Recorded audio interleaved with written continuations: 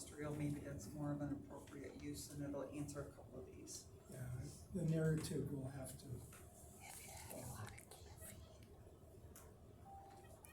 set the stage for limiting the types of industrial uses. We'll talk about lack of infrastructure and that it's not suited for heavy industry. Right. Yeah, we've got a high, so. Okay.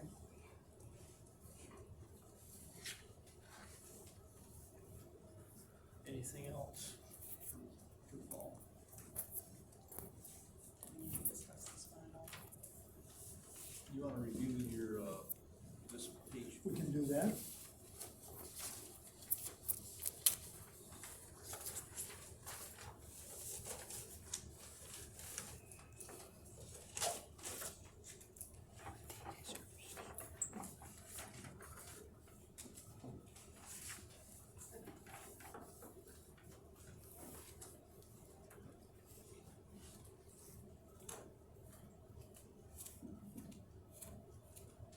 Okay, at our last meeting, we asked if individual members had any specific comments or concerns about the current zoning ordinance, and if so, to send them to me so I could put a list together. And I did get some. There were 5 items. And again, we may not be able to make decisions on all of these tonight, but it might be helpful to have some discussion. First one was concern about the minimum square foot requirement for dwellings. The table that I attached to that memo lists the minimum floor area requirements in all the residential districts. In the Ag RE district, it's a minimum of 750 square feet. These are for single-family homes. LDR is 840 square feet. Lakes residential is 750. Medium-density residential is 840. And the Flat River district is 750. What I noted here is not all communities have minimum floor area requirements, first of all. So you're not required to have a minimum. For those communities that do have minimums, it's usually more than what you're requiring. 1,000, 1,040 square feet is typical, and usually there's a requirement that says a minimum in a 2-story dwelling, a minimum of X number of square feet have to be on the first floor. So if you think the current minimums are too restrictive, in most communities that would not be the case. And the rationale for a minimum floor area is to set a standard for the community, to make sure that, put it indelicately, that you're not getting shacks popping up throughout the community. Without a minimum, you have nothing to fall back on and say, well, gee, that house is too small. And that leads us to one of the other comments about tiny homes, but that's sort of a separate issue at this point. Well, the minimums were set up back in the day to control single-wide homes. Okay, it wasn't, and things have changed. If we don't have to have a minimum, I don't know why those Right. things can be taken down, they can be moved, they can be whatever. If you're not violating the health department or the building department, I don't Right. feel that. If it'll need an occupancy permit. Right. You know, the trend is going towards smaller, compact, less stuff, so why are we just telling, Well, and you that, know? every community is different. Yeah. So like I say, there's no requirement that you have a minimum. I agree. Some communities want a minimum, some communities are opposed to tiny homes. It all comes down to local philosophy. So that's why I said it's important to have some discussion about that, to see if everybody's on the same page. My question is, how does that apply if it's not attached, if it doesn't have a foundation, or if it's on wheels, or, you know, Well, like, you know, there's that two type of. different types of tiny, Yeah. there's Well, okay. there's two different types. The ordinance requires, the building code requires that a dwelling be on a foundation. It can be a slab on grade, or it can be a basement, but it has to be on a foundation. To address the mobile home concern, the single-wide concern, That was the intent back yeah, in the and day. I think your ordinance now, if I remember correctly, and most ordinances do now, have minimum standards for single-family homes outside of a mobile home park.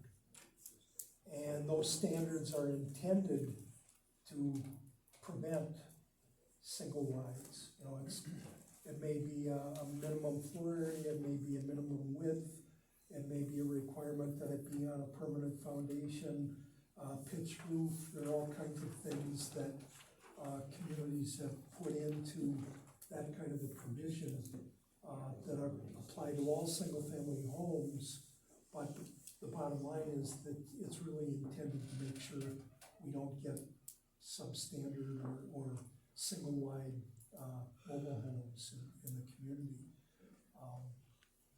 But yeah, we can very simply delete the minimum floor area requirement in the zoning ordinance. Probably will have to take a public hearing and all that. Oh yeah, any amendment to the ordinance, we have to go through that process. Well, The tiny homes like he was talking about, those are like the ones on wheels, like on television you're talking about? yeah, the state's very explicit in those. When they are on wheels, they fall under the jurisdiction of the Secretary of State.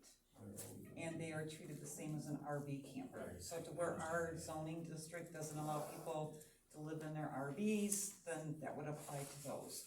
If it is according to the states, and right now there's only one township in Michigan that has an ordinance for them. They call them an economy efficiency dwelling, and this is Briley Township, and they're said, a dwelling is more than 240 square feet, but less than 500. In minimum side elevation, it had to be 12 by 20 feet, and it has to be placed on a foundation, which is both approved and permanent. Then it falls under the building code, so then they know the ceiling height is 7.5, they know that there's at least a door and one egress window, like it starts pulling life safety things, but the state's pretty explicit. If it's on wheels, it is not a residence, and it falls under the Secretary of State as like an RV. So, we'll get rid of minimum floor area, I don't know if we wanna do that in all zoning districts, though. okay. I think we just need to leave it as a question mark, if we can ponder it. Why? I'm not ready just to say, everybody can, I don't know if we wanna, That's a change to the ordinance anyway. Right. it's an ordinance change. So Right. that's why I'm just saying, if you're looking at the master plan, you just, I don't know how you wanna address square footage in that. No, we don't do that.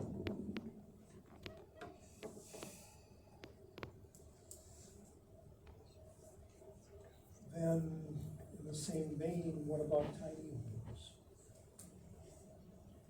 Is that something you want to allow, you want to restrict it to certain locations? That's kind of what I was just talking about, those tiny homes that are far less. They're built on trailers. They're way more expensive than an RV. And the RVs are way nicer. Personally, I watch that show all the time. I would get claustrophobia. Well, They're nice. yeah, they are. They're really nice. They put in a lot of space-saving things, but It's unique, they're small. but, I mean, So my question is, if we look at residential, we look at the square footage, right? But whether it's a primary resident, whether it's an in-law outlaw situation, whether it's for, Let's that's a not- whole let's different not piece go when we there. start looking, that's That's why I a said the different minimum issue. square footage The is hard question for me is, to. what do you feel about tiny homes? A tiny home on a lot, Okay, not a mother-in-law suite, not an accessory Okay. dwelling, but a tiny home as a principal dwelling standalone, on a okay. lot. I think again, as long as it's gonna meet occupancy requirements type of thing, you know, if it's got the appropriate, I think we go if back that's to how the someone foundation. wants to live, you know, we need affordable housing in the areas, we need, if they think it's affordable, if that's something they can do, And those got a hitch on them, they can just then do it, be hooked on why, and No, move. no, they can't, No. they have to be on a. it would have to get moved to a foundation. Well, the tiny homes that I watch are. Yeah, you're watching the wrong channel. Yeah, you're watching the wrong channel, Rick. But one of the questions is, if you just allow them, then a vacant lot next to anybody in this audience, that might have 1,000 or 2,000 square foot home, a tiny home could go on the vacant lot next to them, with a 350 square foot home. Is that something you're comfortable with?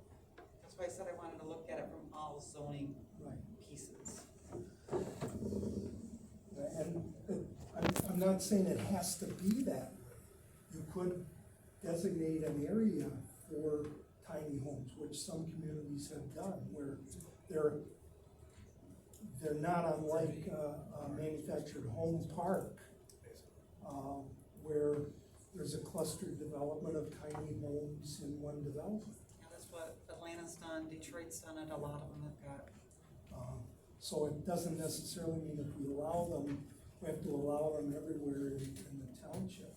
The first question is, do we allow them? And the second question is then, where do we allow them, how do we allow them? Are they a special use, are they allowed by right? But, I think you need to give some thought to the first question first. Do you want to allow them, period?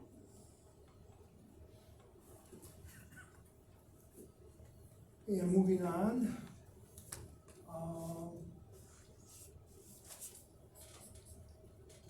consider residential living and existing, okay, here's where we get into the accessory dwelling unit or in-law suites or mother-in-law apartments. Many communities are looking at this now for a variety of reasons. One is, in some cases, demographics are changing where parents are moving back in with kids. And in some cases, the kids after college are moving back with the parents.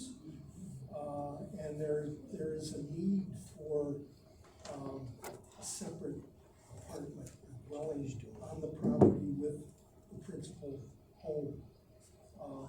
In other communities, they're looking at it as a means of addressing the affordability issue, that we can allow an accessory dwelling on the same lot as the main home, and it provides income for the homeowner, and it provides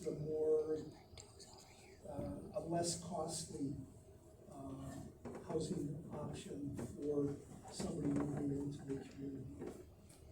So there are different reasons for doing it and different regulations that apply depending on what you're trying to accomplish. Wouldn't it all fall under MDR though?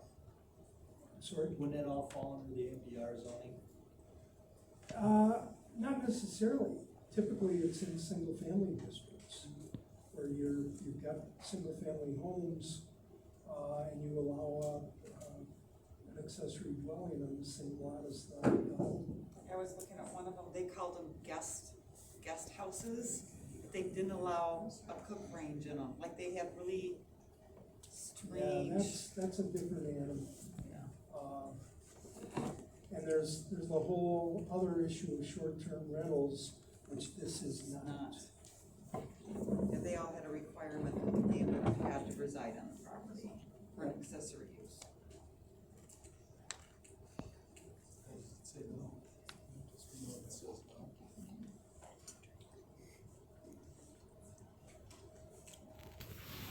So again, there are a lot of questions there. If you allow them, what are the restrictions? What are the, typically there's a maximum floor area requirement, rather than a minimum, so that we don't end up with two full-size homes on a single parcel. We don't end up with duplexes on in a single-family district. So it's clearly intended to be an accessory unit, either within the main dwelling or as an accessory, a detached accessory dwelling. Like finishing off the upstairs of the garage or Yeah. something like that. Yeah.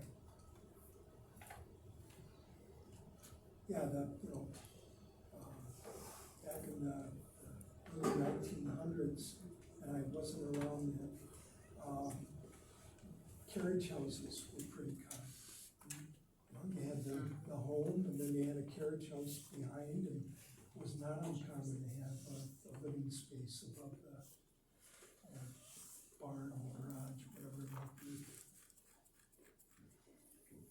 And the old pictures of Stanton, they all, the aerial shot there, or wherever they took, it wasn't aerial, but they all have carriage houses. Yeah.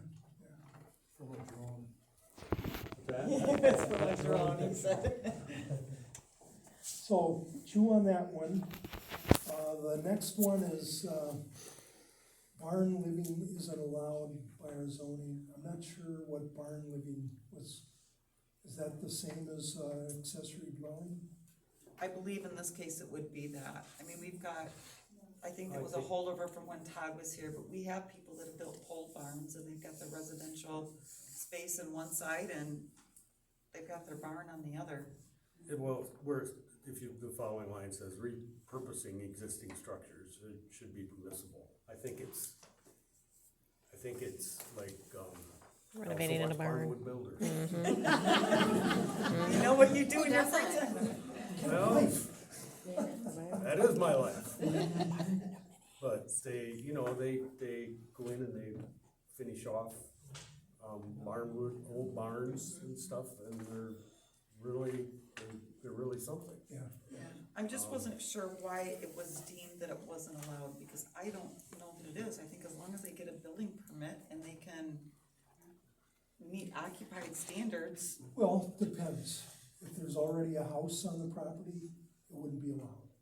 Okay. Because you can't have two principal uses on the same property. If it's an accessory building by itself, it's probably not allowed, because your ordinance doesn't allow an accessory building without a principal building. Because it's not accessory to anything. You can't just put up a detached garage on a lot and not have something there that it's accessory to. We have a few of those around here. So, yeah, I mean, conceivably,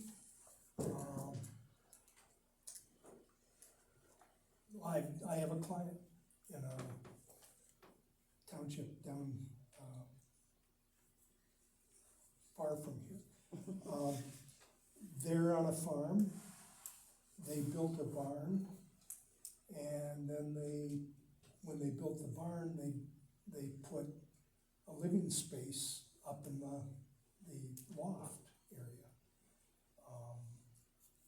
That was allowed because it was a farm and a barn is an allowed structure. But, you know, I think what was described here is a little different. And you'd have to check the ordinance to see if we want to allow something. I first have to know what we're allowing. Right. It needs to be better defined, but if the concept of accessory dwelling addresses this, then I think we probably handle it as an accessory dwelling. This isn't a TV show, but Sweden, and most of their, especially when you go north, most of their barns have the same roof line as their house. Switzerland's the same way. Yep, and it was because they didn't want to go outdoors. Yeah. You know, you just go open the door at the kitchen and walk into the barn. They also, it was also a taxation purpose. They only Probably. got taxed by the lineal foot of frontage. So they had a long narrow house and they hooked it to their barn and they were only taxed on the frontage of the house at the road. They weren't taxed on the frontage of their barn or anything else, so. There's a And lot even of, under your ordinance now, if an accessory building is attached to the house, it's part of the main building, it's not considered an accessory building. Okay, and the last one there is abandoned vehicles versus off-road vehicle issue. We've had people get plate tickets for off-road vehicles that do not have license plates. They had to have an RV sticker on them, though, that exempts it, right? I'm sorry? If it's got an RV sticker on it, it's exempt. Or But they did, Without a license, Yeah. I don't know. you can drive your side by side down now, with no RV sticker. I think we were talking like, at the last meeting we had, or at the township meeting, there was comments when we were discussing all those blight tickets that went out that, like mud bog trucks, you can't put an ORV sticker on them from what if I have heard correctly. You can't have an ORV sticker and run it as in a mud bog, but they don't get a license plate because they're not road legal, so that's why they got a blight ticket, and that's, we need something for those that fall between the cracks. They don't qualify under either, they shouldn't be getting. but was it and I think that's where he's getting, is it a zoning issue or is it a Right. township nuisance Yeah, ordinance? it's a nuisance Yeah. ordinance. So That it's wouldn't not be really- part of zoning. It's not- One advantage of not putting something like that in the zoning ordinance is that they can't claim non-conforming conditions. If it's a general law ordinance, everybody has to comply on day one, there's no grandfathering in. And that's why nuisance ordinances are usually in general law ordinance.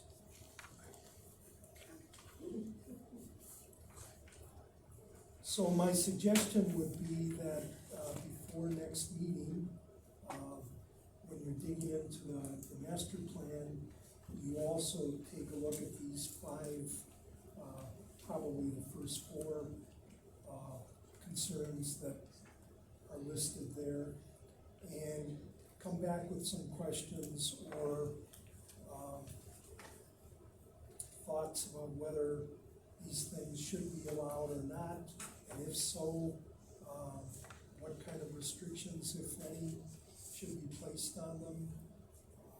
Maybe do some Google research, see what other communities are doing, but, these are all legitimate issues, and they're things other communities are dealing with. There's no reason we can't address them here, but we first have to decide if we want to address them, and secondly, how we go about doing it if we do provide for it. So Paul, we've not reviewed the master plan, because we didn't have the entire copy, but is there anything that addresses business uses in a primary residence in the master plan at all? Or is that strictly a handled by zoning. the zoning board? That's a home occupation.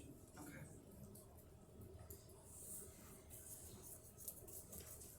And just, again, we've got some new members here, so, just maybe a quick summary of the difference between master plan and zoning ordinance. The master plan is township policy. It's adopted, did the township board adopt this or just the planning commission? Township board did, didn't they? I think the township. Okay. The reason We I went ask, through it. in 2008, the state changed the planning laws with the Planning Enabling Act. We back up even further. Prior to 2006 and 2008, there were 6 different zoning and planning laws in Michigan. There was a Township Rural Zoning Act and a Township Planning Act, City Village Zoning Act, a Municipal Planning Act, and a County Zoning Act, and a County Planning Act. The requirements were different for townships versus counties versus cities and villages. Public hearing requirements were different, notification requirements were different. What you could and couldn't do in a zoning ordinance were different from one municipality to another. So in 2006, all of the zoning acts were repealed, and a new zoning enabling act was adopted by the legislature with pretty much uniform requirements, regardless of whether you're a city, a township, or a county. There are still some nuances, but by and large, it's one law for everybody. The same was done in 2008 for planning. All of the planning acts were consolidated into a planning enabling act. So the Planning Act used to say that the Planning Commission was responsible for preparing and adopting the master plan. The city council, the township board, county board had nothing to do with it. In the 2008 new law, it specifically allows the legislative body, the township board in this case, to make a determination that they're gonna be the adopting body. The planning commission is still responsible for preparing the master plan. The planning commission holds the public hearing on the master plan. But if the board decides we wanna be the adopting body, then it's passed on to them to take the final step. The zoning act requires, if you have zoning, and zoning isn't required of anybody, there are many townships in Michigan that don't have zoning. But the zoning act says if you have zoning, it shall be based on a master plan. So it requires that you have a plan, and that's what we have here. The plan is a policy guide. It's meant to give direction for you, for developers, for landowners, but it is not law. The zoning ordinance is land use law, but that's why the zoning act says zoning shall be based on a master plan to give a little more importance to the plan. So it's not, okay, we met a requirement, we adopted the plan like used to be the case, and then it's ignored until the next time you have to update the plan. There should be very good reasons for deviating from the master plan when you're making zoning decisions, and the master plan should give you good guidance, and that's why I kind of harped on the industrial and the commercial thing. We want to make sure that the master plan is giving you a solid foundation to make decisions with. So that's the background, and you know, there's a lot of overlap, but understand that the zoning ordinance is the ordinance, and the plan is the guide. It's the long-range vision for what we want the community to look like, whereas the zoning ordinance says what you can do with your property today. Any questions? Thanks, Paul, for all the insight on that, and, we got a lot of You've got homework. homework to do before October. Any other Don't questions? wait until September 30th to do it. What's that? I said, don't wait until September 30th to do it. Any other questions on the master plan or any of that for Paul? All right, is there any other new business to come before us?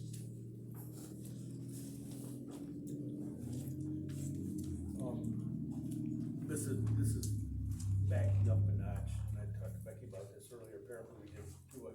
we talked about, Ron Reddick had made reference to the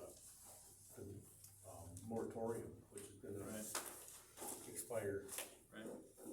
And we didn't, apparently, he said we could handle them both same night, so I thought they were being handled both tonight, because I wasn't, But we approved repealing it, so the moratorium would cease. Goes away. if it goes that far. Right, If it doesn't, if all we did is vote to make a recommendation to the Correct. board. If the board insists on not getting rid of the 2017 and the moratorium expires, we didn't have that, well, it wasn't in there. So I was surprised when I read the notice and it wasn't there, and I thought we did that, Moratorium is at the board, but we not didn't. with us. I think the moratorium is at the board, not with us. Right. Yeah, the moratorium's at the board level. Yeah, we don't have nothing to do with that. Oh, I thought, Yeah. That goes to- I'm wrong then. That's a That was, township board resolution. I misunderstood what So I Ron think said we, that night. yes, we're making the recommendation, and the board can either accept our recommendation, right? Or they can extend it, but we only can make the recommendation on the regular. So it's in their court. Any other new business? All right, public comment on the regular meeting. Anyone want to start public comment? Yeah, way in the back. Becky, I appreciate you bringing up State your that. name, please. I'm sorry. Christy Williams, 1990 West Police Road, here in Douglas Township. Becky, I appreciate you bringing up the fact about the mud trucks, and I'm gonna bring this up for the zoning ordinance. The reason we cannot have a ORV sticker in it is because it's a height limit. Some of our tires are jacked up, like 44 tires. They're way too high for an ORV sticker, and they are not allowed to be plated for the road. They're jacked up with their suspension, and that's another reason why we cannot make them legal for an ORV, and you cannot make them legal for the road. They will not allow them to be legal. That's why I'm asking. We have 2 of them. We also, with that same stipulation, have a Jeep that is allowed on the lumberjack trails up in Boone and all of that. You do not have to have an ORV sticker. That's why I have